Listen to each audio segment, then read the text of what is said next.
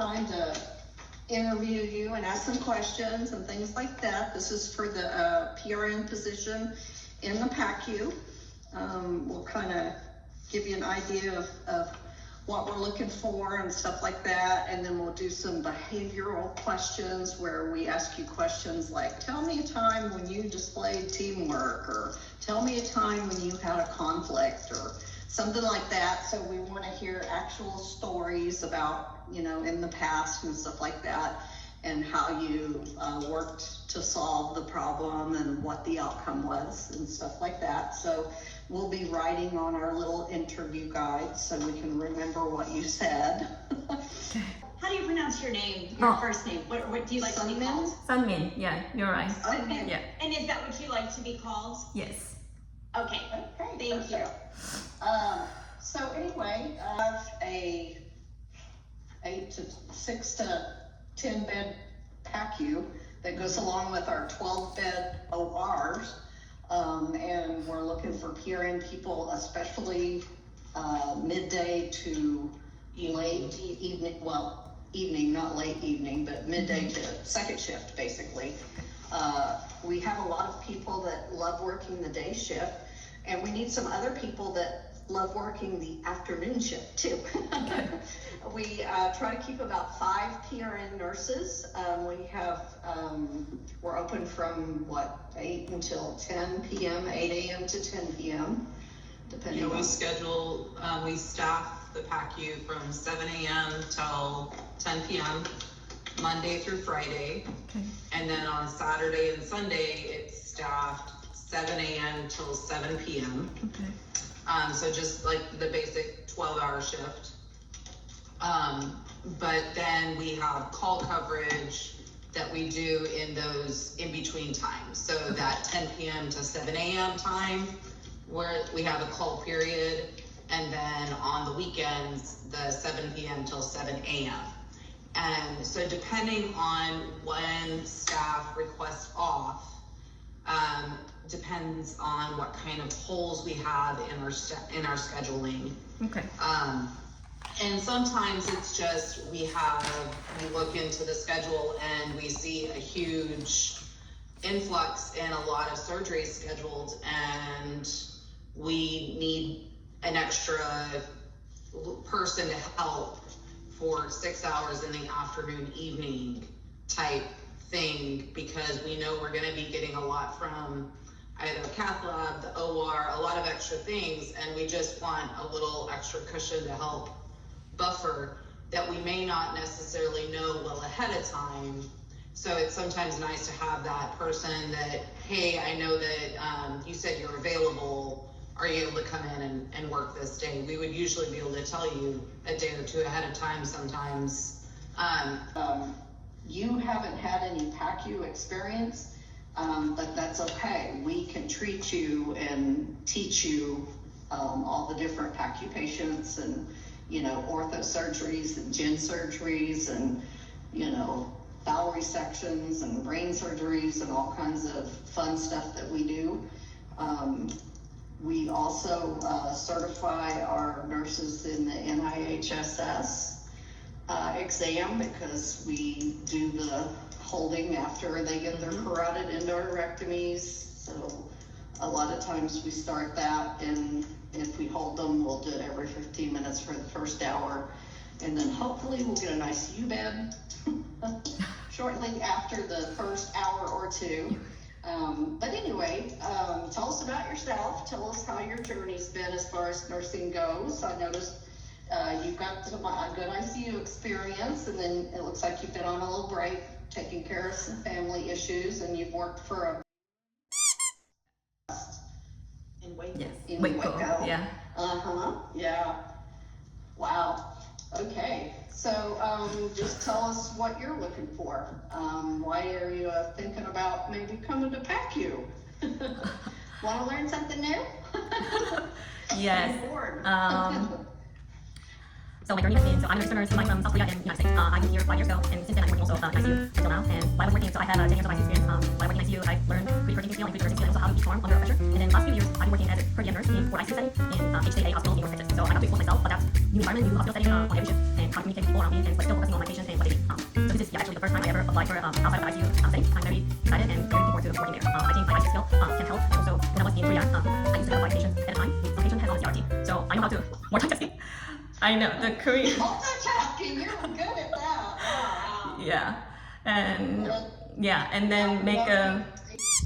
It's like usually understaffed, so Oh, we yes. probably were working very hard when you were at AC. Susan, I have a question for you. Your resume says per diem. Does that mean, is that kind of like a float nurse or a resource nurse where, like you were saying, it was something different every day? Are you going to like a different hospital or a different unit every day, or what exactly? Could you just explain that term a little bit? Sure. It's a like float nurse, but I get to go every hospital, like med hospitals. Okay. Yeah, so I sometimes go Frisco, Plano, ICU setting, but yeah. So you just don't even know what you're walking into. No. You just are brave enough to. Oh my gosh. Okay. Yeah. Wow. Okay. But yeah. Wow. Yeah. Okay. I just wanted to make sure I understood what the role was. But another question about your resume, because it looks like you're in school, but you haven't been working at the bedside for about like 6 or 8 months, probably. Okay. Yes. And so we recognize that it might take a little time to kind of just, get oriented again. Yes. So that's something we would be willing to work with. Okay. So are you asking why I took the time off?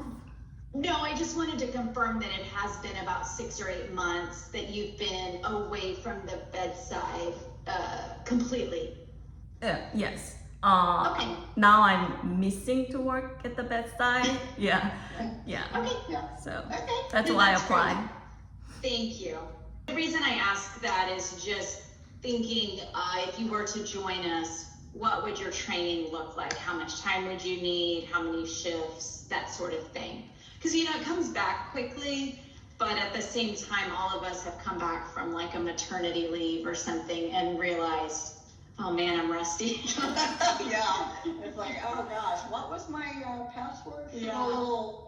And I'm going to assume based on your resume that you are fluent in Korean and that you also speak English really well. So Yeah. any other languages? That's it. That's two Okay, all. that's pretty Yes. awesome. That's more than me. Yeah, that's awesome. No, but it's a huge bonus. I mean, we don't have a lot of Korean patients here, but we also You don't. should put that on your Yeah, resume. you should put that on If your you're bilingual. Oh, you should take I that. forgot. For sure. What are you going to school for? Do you know what I'm you in want to be a when you grow up? I'm in a nurse practitioner program right now, and you. Uh-huh. Yes. Are you doing clinicals and stuff too? No, not yet. I just Not started. yet. Yeah. Okay, great. Which That's nurse wonderful. practitioner program are you in? Family It or looks like Mental health. psych mental health? Yes. Ooh, you brave. Brave Yeah. woman. Uh-huh. Well, you'll get to see a lot of the psych med interaction. Anesthesia. Yeah. That's true, that's Sometimes, so we're gonna go through some of the questions where we ask you about situations, what you did and how you solved the problem and what the result was. Okay. So we'll ask you a few of those and then we'll see if you have questions for us, okay? Okay. Does anybody have a favorite Oh, I could start. go first question? Okay, so describe a time when you had to notify a physician about your patient assessment findings. What was the situation? What about the results prompted you to contact the physician, and what was the outcome? Because this is something that you would, we have a lot in Pacu, where you have an assessment you see with a patient, you need to contact the doctor and tell them about Hey, something. This So, is not right. Yeah, Something so- unusual happening. whatever it may be. So what about your assessment did you find that you needed to contact the doctor, and then what did the doctor tell you, and what was the outcome for everything?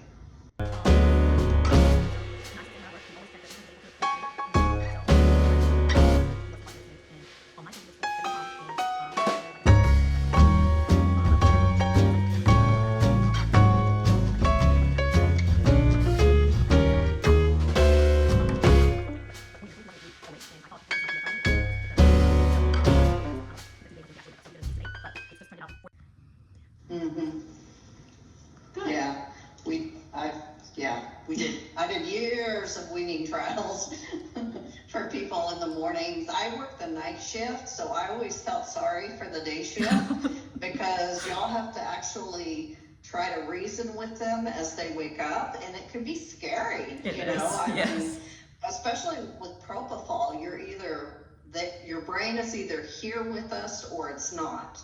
With Precedex, it's a little different. Precedex, they can usually still reason, you know, and be awake and still be sedated and calm. So Precedex was a wonderful thing when it came out. I liked it, yeah. So that's a good story. Thank you very much. Yeah, that is a good example. Thank you. Thank you. I have a question for you, Suman. Describe a time you disagreed with a colleague. What was the situation and how did you respond? What was the outcome?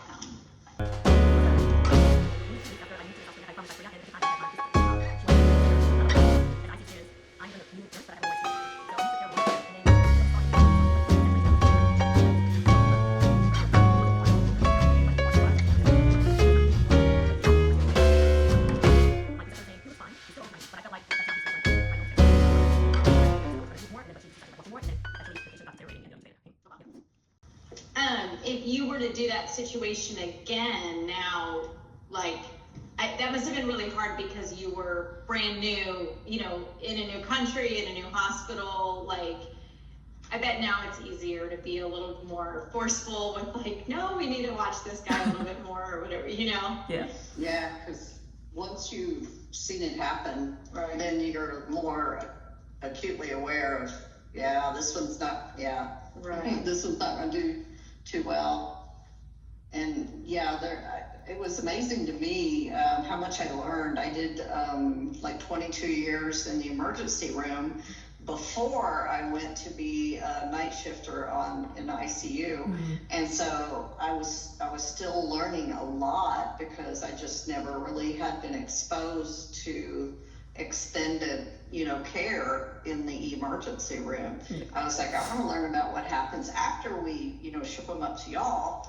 Then what, you know? And it's funny because a lot of times with me having a lot of experience, they were like assuming that I would just know how to treat these patients, but I didn't, because my patients never stay for more than, you know, 4 to 6 hours, and then they were gone. You know, so I had to, it was really interesting, and I thought it was kind of fun too. That's the reason why I went, you know, because I wanted to concentrate on the sicker patients, and I wanted to see how they progress and what happens, and I enjoyed teaching families and patients, and I thought, really, this is the sickest of the sick, so this is where I want to be. Just jump right in and learn a new nursing unit. So Did you end up talking to your preceptor about why they chose to just watch versus do something else for that one patient?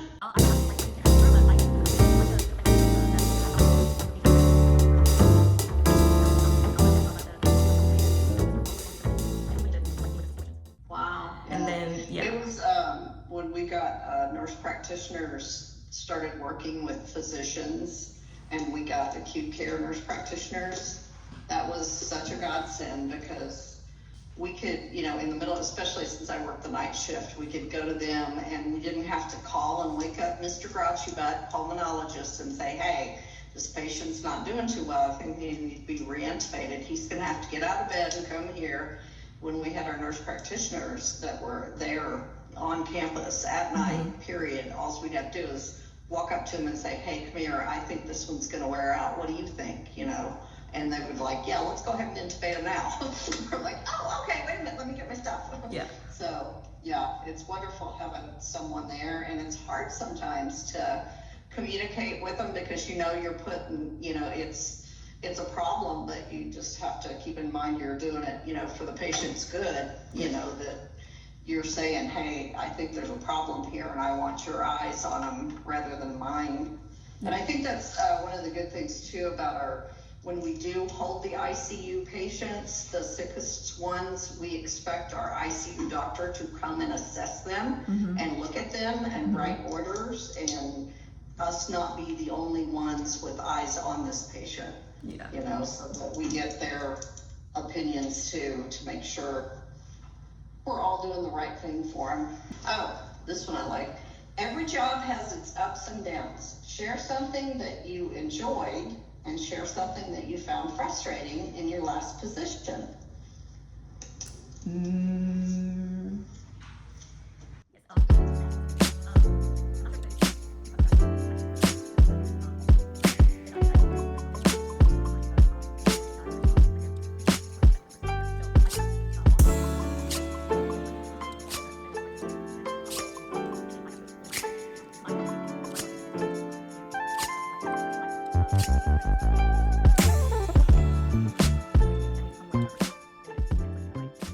Right. Sure. COVID made a lot of nurses retire, I think. Yeah. Because they were like, I can't handle, you know, this pandemic craziness and people dying and sick people everywhere, and they couldn't have visitors, or if they had visitors, everybody was in a tent suit and craziness. Yeah. So tell us something that you enjoyed about your last job. What What was good? was good? Yeah.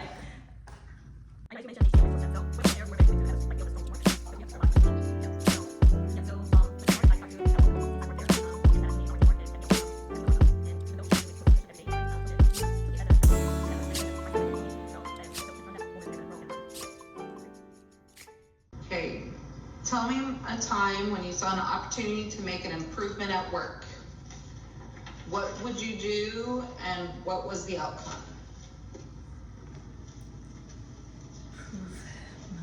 At work.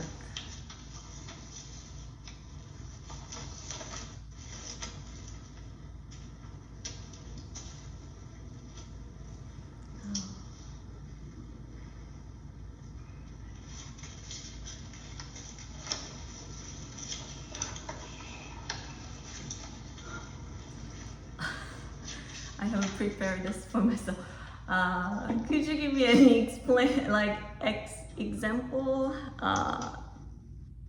Yeah, that's okay. It's okay if you need a little bit of time, or we can give you some examples of. I mean, so, like when I first, it's been working with the Pacu here for almost a decade now.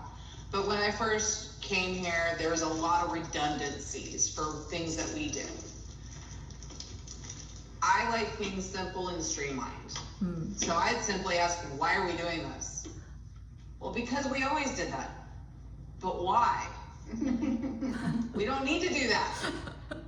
We can do this. And that cuts off 10 minutes of this extra work, of busy work. And then it became, oh, well, now we can even cut off doing this too. Because we would used to make a name tag and print out stickers. Well, why do we have to print out stickers in Pacu? We got stickers that come with the patient, and things like that. So we would ask, what are we doing this for? What's the purpose? And is there a true reason for doing it other than just to have that info? Like, really, what's the reasoning for it? And so something simple like that is even, and it made changes where we could streamline our flow of how we do things just a little bit at a time. Nothing huge.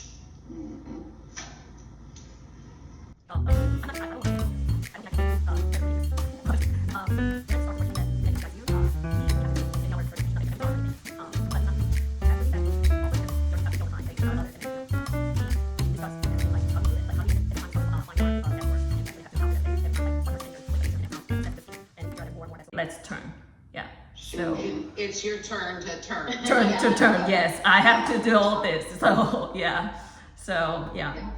But I don't think I can. It's my 100% my idea, but I think that's how we brainstorm. Part of the team that helped implement something that is huge. So I mean, that's a huge way of creating a better focus on it. You're like, okay, I get the 10 o'clock turns. Okay, let's go. I'm Well, and returning now. honestly, I think one of the things we struggle with as leaders is there is resistance to change and improving things. And so just, being a person that recognizes, yes, this is a problem, I'm willing to be a part of the solution is just as important as the person that came up with whatever the solution was. I think it's more, it shows that you're willing to change your practice and do what's best for the patient. Yeah, we love it. We just recently, they're seeking our magnet designation. So we recently went back to unit-based councils and shared governance, and our teams are starting to meet together and try to figure out, well, what is the problems here that matter to us, and as like the nurses in the Pacu, what can we do to solve those problems? So it's awesome when people think out of the box and when others, brainstorm, because it's like, you wouldn't have thought, hey, well, this nurse is going to be the, 8 o'clock nurse that helps the charge nurse, and they all go turn everybody at 8 o'clock. And then this person is going to be the 10 o'clock nurse, and they're going to, partner with the charge nurse and go turn everybody at 10 o'clock. That's a great idea. When people think for themselves is wonderful, and you end up solving your own problems. So it's a whole lot, If you can handle working at you can handle us. You can handle us. We're pretty nice, actually. When I saw that you had met more than just like a month or two at Med your resume, I was like, She can handle this. Wow. she can handle us. I mean, we've got our people. We're all willing to work with each other. I mean, and our teamwork here is next to none. I mean, They have a really good group. It really is. And people help each other. Like, what amazes me is like the call schedule. If there's a hole in it, people just, Or if somebody I need needs 2 off or hours. I need 2 hours off because it's my kid has a birthday party. People just step in and help each other, and it is very nice. When you were very talking sweet. about the teamwork, Yeah. that's really important to us. Yeah. What kind of schedule, like what are you looking for personally in terms of shifts, or like how many shifts a week? What kind of schedule works for you? I'm okay with the evening shift, the midterm shift. Yeah. I think I can be more awake and be more lively come to work rather than like 6 a.m. in the morning. Yeah. Okay. no, we don't like 6 a.m. in the morning. That means we got called in. So can you talk about the expectation for PRNs? So PRNs, we expect you to, because you basically give.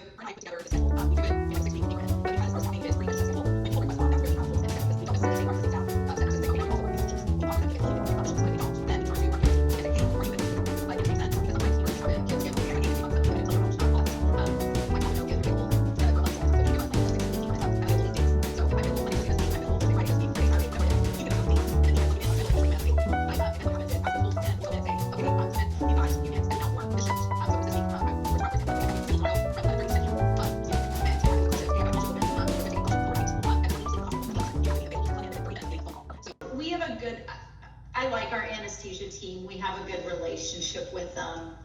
We work with a lot of CRNAs as well, and we've grown and we have more providers than we used to, but in general, we have really good relationships with those providers. And they listen to us and we listen to them, and They know that when we call and say, this isn't good, this isn't right, they're like, you hear them running down the hall, because they there's know. always providers in-house. They trust our judgment. for Pacu. Yeah.